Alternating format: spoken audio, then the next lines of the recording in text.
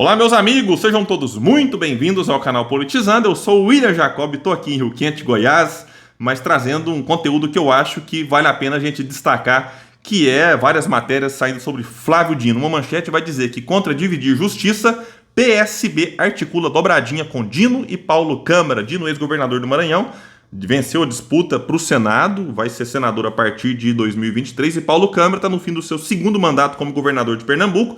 Não disputou nada, mas busca um espaço aí no futuro governo Lula. E uma outra manchete: qual ministério Flávio Dino gostaria de assumir no governo Lula? E vou dar um spoiler dizendo que o Flávio Dino, tudo indica, não terá o ministério que ele desejaria, não é o da Justiça, diga-se de passagem, porque o PT teme que Flávio Dino chegue forte demais em 2026. Portanto, fica até o fim desse vídeo, essa parte fica mais para o final. Vamos explicar várias coisas aqui, mas antes eu quero agradecer. Nós alcançamos ontem a marca de 98 mil inscritos. Muito obrigado a todos aqueles que já fazem parte aqui. Quem não faz ainda, quem não está inscrito, vale a pena nos dar essa força. Vamos buscar esses 100 mil, 101, 102. Deixar o like também é importante, dislike, comentar, compartilhar e se tornar membro a partir de R$ 1,99. Você pode fortalecer esse nosso trabalho aqui.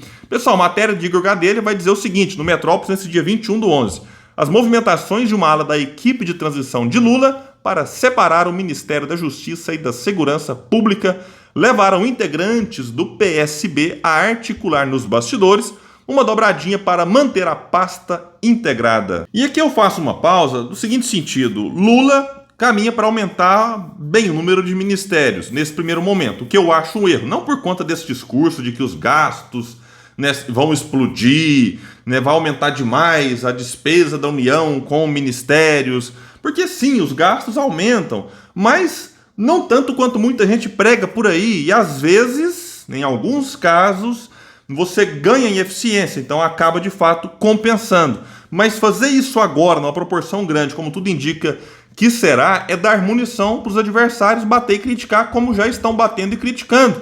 E cá entre nós, tem ministério sendo criado só para abrigar alguns aliados com status de ministros, pastas que funcionariam muito bem sem o status de ministério.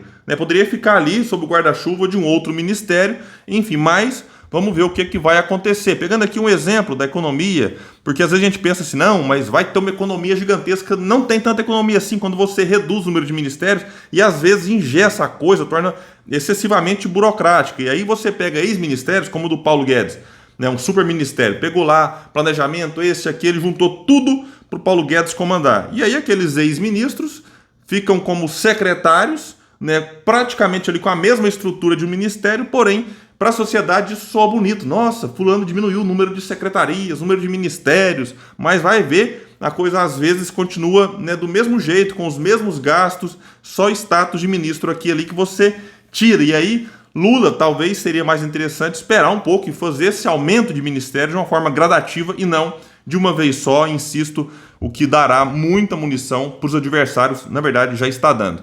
Voltando à questão do Flávio Dino e do Paulo Câmara, que pelo jeito eles não querem aumentar os ministérios, eles querem a manutenção do superministério que foi criado lá atrás para Sérgio Moro, que envolve aí não só a questão da justiça, mas também da segurança pública. Então, um ministério mais fortalecido. E uma das ideias, vai dizer a matéria aqui, seria o senador eleito Flávio Dino, que é do PSB do Maranhão, ser nomeado como ministro, e o governador de Pernambuco, Paulo Câmara, também do PSB, vinculado à família Campos, que é quem manda e desmanda no PSB. Quando a gente fala manda e desmanda, não quero aqui desrespeitar os milhões de filiados ao PSB, mas a gente sabe que a família Campos exerce sim uma influência gigantesca no partido e nos rumos dele. Que deixará o Paulo Câmara o cargo em janeiro. Como secretário, então, ele seria secretário especial da Segurança Pública. A avaliação é de que essa composição daria peso ao ministério por ter dois ex-governadores trabalhando juntos, além de ajudar a saciar o tamanho do apetite do PSB por espaços no futuro governo. E aqui um ponto importante, que hoje o PSB vive no dilema. Embora tenha elegido apenas 14 deputados federais e já tenha o vice-presidente eleito Geraldo Alckmin, a sigla tem vários nomes pleiteando cargos no primeiro escalão da gestão Lula. Aqui eu faço um outro parênteses, dizendo que muitos reclamam do PDT, por exemplo, ter diminuído o número de deputados federais. De fato diminuiu. O PDT estava ali com 19 quando, vamos dizer assim, no momento das eleições, porque muitos saíram da janela partidária, A gente teve aí deputados, como por exemplo o próprio Túlio Gadelha, que foi para a rede, mas já vinha com uma postura dentro do partido, todo mundo sabia que ele sairia. Sem falar em outros, né? Em Minas Gerais, o estado que eu estou, o subtenente Gonzaga, um deputado federal que votou com o governo Bolsonaro muitas e muitas vezes, então todo, e estava inclusive com processo rolando no TSE, que não foi julgado a tempo. Então o subtenente Gonzaga saiu, foi para o PSD. Então muitos saem na janela partidária, e aí o que aconteceu? O PDT caiu de 19 para 17. O PSB, ele estava ali com mais de 20 deputados federais, quando foram para as eleições, e terminou o partido apenas com 14, mesmo tendo Geraldo Alckmin vice e subindo no palanque com Lula e tudo mais. Então não é tão simples você dizer, nossa, o partido fracassou nas urnas porque reduziu o número de deputados federais por conta da postura, que muita gente acha que foi a postura do Ciro que prejudicou o PDT. Então qual foi o motivo para o PSB ter perdido bem mais deputados do que o próprio PDT? Então são questões complexas.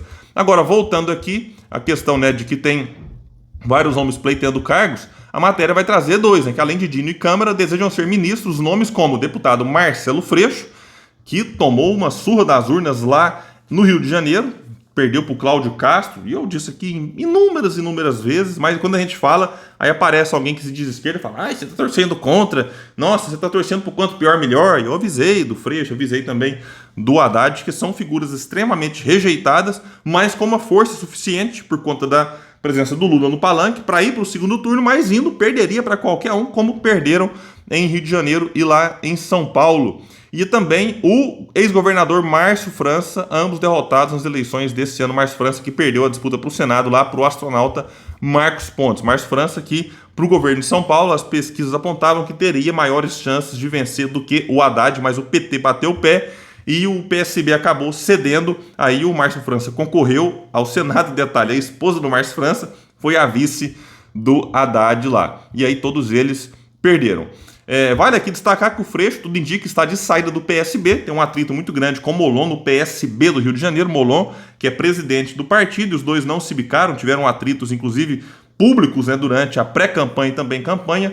E aí a aliança lá no Rio de Janeiro, o PT lançou o André Siciliano para o Senado, não apoiou o Molon. Detalhe, o Molon aparecia bem à frente nas pesquisas, como de fato ficou. Mesmo assim, o PT aí não vale a lógica de São Paulo, que em São Paulo tinha que ser o Haddad porque aparecia melhor nas pesquisas, mas no Rio o Molon aparecia melhor, porém insistiram e bancaram a candidatura do André Siciliano, que acabou, é claro, prejudicando o Molon por lá. E aí então tem um atrito gigantesco, tudo indica que o Freixo vai sair do PSB e o caminho mais natural é que ele vá para o PT. Muitos até já brincavam, né? Ele já era um petista dentro do PSB, inclusive atuando lá dentro para prejudicar alguns quadros, o que foi alvo da crítica de vários socialistas, digamos assim, mais históricos num dado momento.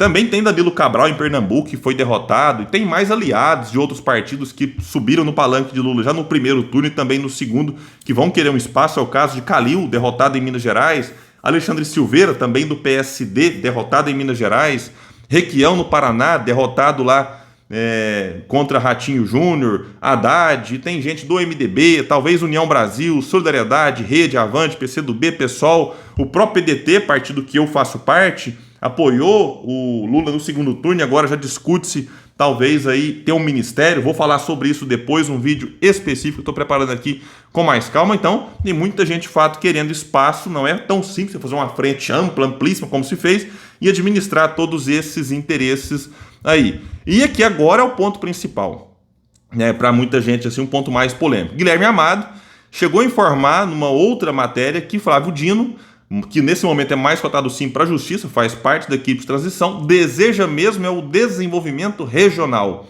E vai dizer que o desenvolvimento regional coordena a distribuição de verbas para aprimorar a infraestrutura dos municípios e conta com força especial nas regiões Norte e Nordeste.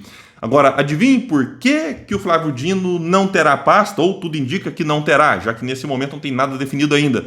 Segundo o colunista do Metrópolis, vai dizer o seguinte: o PT entende que o Ministério potencializaria a competitividade de Dino na disputa pela sucessão de Lula em 2026. Aí você que se diz progressista, de esquerda, pode pensar, puxa, mas o Flávio Dino é alguém que mereceria o apoio do PT em 2026. Pois é, mas isso aqui é o PT. O PT nunca apoiou ninguém fora do PT, do Partido dos Trabalhadores, e sempre que ela desculpa, ai, mas como é que alguém que tem 20, 30% vai apoiar alguém que tem 5, 10? E aí, em várias ocasiões, isso já foi o suficiente para desastrar, seja na eleição de 2018, quando o Haddad, tudo indicava, né, as pesquisas mostravam que perderia, Ciro Gomes venceria, mas aí o PT não, bateu no pé e foi até o fim, né? Como disse lá o próprio Ciro na época, colocou o Brasil para dançar à beira do abismo, e claro, o Brasil caiu no abismo com Bolsonaro, né? E também você teve o Paulo Henrique Amorim na época alertando quanto a isso, né? Que seria uma estratégia, né, muito ruim para o Brasil, e você teve lá em São Paulo mesmo, pegando aqui o exemplo, insistindo no Haddad, lá no Rio de Janeiro, enfim. Esse é o PT que muita gente tenta alertar, e aí outros falam, não, mas não é hora de criticar o PT. Olha, eu acho até o Dino um bom nome, né, para o Ministério da Justiça, como eu acho que seria um bom nome também para o desenvolvimento regional. Né? É um nome que está aí colocado. Sobre 2026 está tudo muito confuso e distante ainda, mas reparem em algo. O Flávio Dino, na minha opinião, ele até pouco tempo tinha muito mais destaque, né, do que teve após se aliar demais ao PT. Foi só ele se aproximar demais e já deu aí uma apagada, já deram um jeito de dar uma abafada, digamos assim, no brilho, né, de Flávio Dino. E aí, para encerrar esse vídeo, eu quero trazer um tweet bem interessante que eu achei do Jean Abreu no Twitter. Ele resumiu bem esse momento. Disse ele: a equipe de transição de Lula está uma zona. Quase um mês depois da eleição e até hoje não botou para tramitar a tal PEC. Não tem nada claro sobre nada. Toda hora alguém reclamando que não foi convidado, mesmo com quase 300 pessoas. Abre só uma coisa, espaço para teoria maluca. E conclui ele dizendo, e sabe por que disso tudo? Falta de projeto. Juntou um monte de gente para ganhar a eleição, não pactuou os projetos e agora o petismo vive um dilema.